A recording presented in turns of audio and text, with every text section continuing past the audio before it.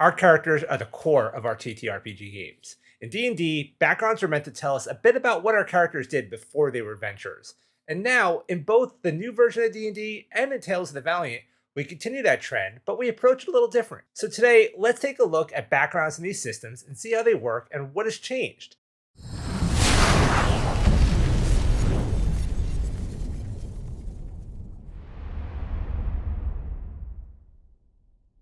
Hello everyone, I'm Joe and this is the GM Toolbox, your go-to place to get all the tools you need to enhance your TTRPG games. Before we get started today, if you like the content I'm bringing you, please take a moment to hit the like button and subscribe to the channel.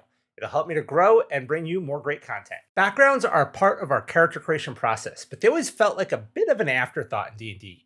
We basically looked at what skill proficiencies we got and chose the best one for our character. Then we had some tables to help us talk about character traits, ideals, bonds, and flaws. This was a cool concept, but it feels more like personality, which should be tied more to the backstory than background. In 2024 D&D and in Tales of the Valiant, backgrounds changed a bit. So let's take a look at what they were and what they are now and see how these stack up. In my opinion, background should be a bigger part of who our characters are. Someone may have spent years of their life training in a profession or living a certain lifestyle. I think that plays a big part in their lives and what their adventuring class is now. So how do these systems reflect that? Well, in 2014 D&D, our backgrounds will give us 2 skill proficiencies, some combination of languages and tool proficiencies, some starting equipment that reflects that background, and then some kind of feature, as well as traits, ideals, bonds, and flaws that we mentioned earlier. The proficiencies are great and they worked well for character creation, and the gear worked well too. The problem was really with the feature. It was too vague and situational. There weren't really any mechanics around it. It was more roleplay, but even then it would kind of get forgotten about a lot and just didn't feel overly useful. Then as to like the traits, ideals, bonds, and flaws that we talked about before, they were cool for inspiring a personality for that character, but I think that could be done better through a backstory.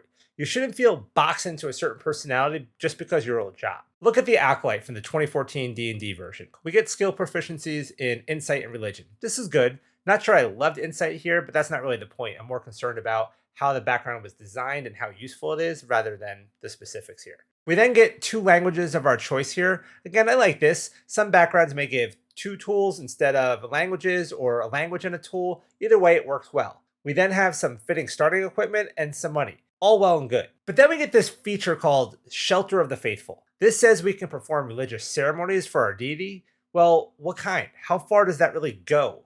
There's a spell for ceremonies already, so how is this different? It's just too vague, and I don't think I've ever actually done anything with this in a game. Next, we get some free healing and care at a temple, shrine, or other established presence of our faith, but we may need to provide the costly components. Okay, this makes sense, but as a GM, I'd probably allow this anyway. I don't really need a mechanic to allow it. You may also be provided some free room and board at a temple. Okay, I guess. It's just, this seems like stuff that should be naturally happening anyway. Like, I don't see why we have to have this as a feature. So how did all this change in the 2024 version of D&D? Well, it actually changed a lot. We still get 2 skill proficiencies and equipment and maybe a tool proficiency, but that's where the similarities end. Languages are now gone from backgrounds. Now everyone learns the same amount of languages during character creation. This was the change I talked about in my 2024 Player's Handbook review, and I don't like it. I thought languages actually worked well with backgrounds, but if anything, I think that the number of languages known should be tied to intelligence. I would say everyone should know common and 1 language based on their species, and then an additional number of languages equal to their intelligence modifier. That would have been a cool way to do it and give intelligence a little more meaning. But that aside, we also get a feat. This will be one of the origin feats, and it's generally specified which one we get. Finally, we get our ability score improvements here.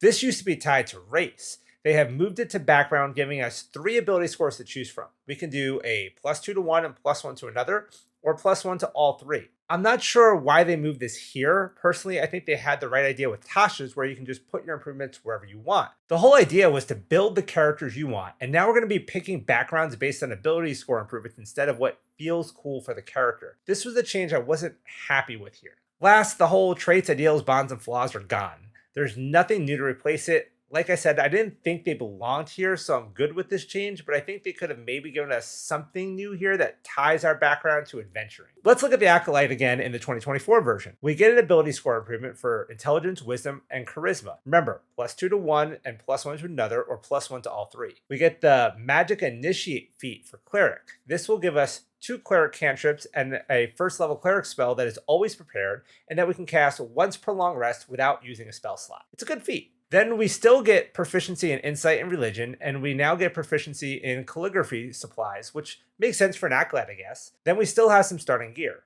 Mechanically, these new backgrounds work. It's definitely an improvement over the feature we got in 2014, and having a feat here is definitely a good thing.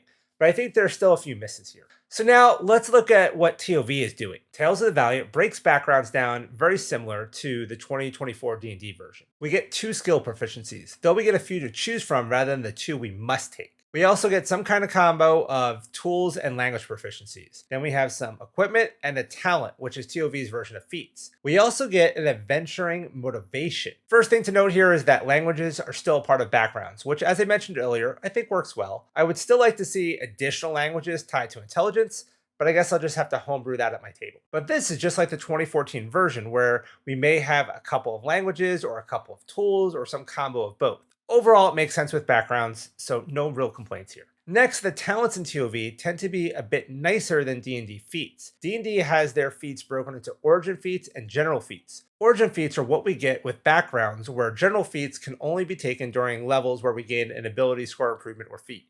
TOV has their talents broken into 3 categories: magic, martial, and technical. The talents we can choose from with our background are the same as the ones we can choose from as we level up. So we tend to be a bit more powerful at level 1 because of this. Finally, we have this adventuring motivation. This is something new, and this replaces those talents, bonds, and deals and flaws from the 2014 version of D&D. Each background will have a table with 8 options to choose from or to roll for to decide what your adventuring motivation is.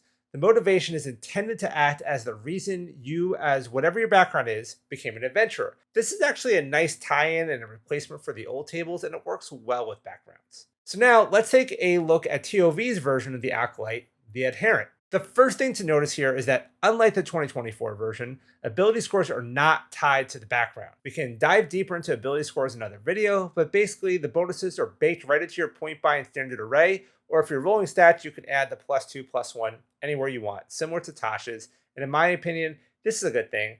Let's just make characters what we want. For skills, we choose 2 from history, investigation, religion, or persuasion. Choices. I do love choices. It makes my cleric adherent different from the next player, and this is a good thing. Next, we gain proficiency with artist tools and 1 additional tool of your choice. So that second tool can be another artisan tool or an instrument or whatever we want. More choices. We then get some equipment in gold, good, but then we get a talent. In this case, we choose from 3 talents, either field medic, mental fortitude, or ritualist. Again, more choices. I won't go over all 3 of these, but let's take a look at the field medic, as I find it's a really cool one. This talent lets us do 3 things. First, any medicine checks we do, we treat any roll of 9 or lower as a 10.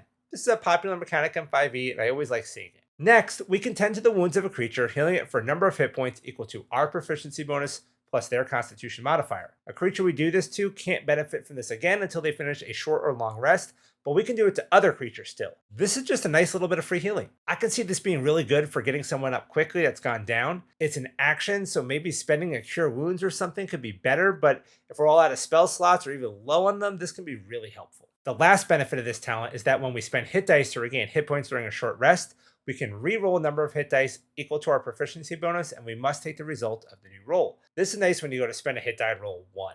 It always feels like such a waste, so this is yet just another nice little benefit. I really do love TOV talents. Finally, we can see here the adventuring motivation table for the Adherent. We can just choose whatever works, or we can roll and see what we get. Either way, it's a nice bit of flavor for our character, and it definitely helps tie in our background to why we became an adventurer. Overall, I like the way TOV has done backgrounds. The big takeaway here is choices. We get choices for everything in the backgrounds: skills, tools, talents, and our adventuring motivation. Kobold Press has given us a way to have backgrounds feel like a bigger part of our character creation while focusing on things that make sense for a background and providing us variety so that no 2 players with that background feel like the same character. Overall, I'd say this is very well done. So that's it for our background comparison today.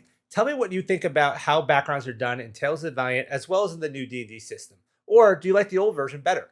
Let me know in the comments below. Also, don't forget to check out Tales of the Valiant from Kobold Press if you haven't yet. I actually have an affiliate link in the description below. Using that helps support my channel and allows me to bring you more content. Well, that's all we got for today, everyone. I hope you found this all useful. Once again, thank you for coming on this journey with me, and I'll see you next time.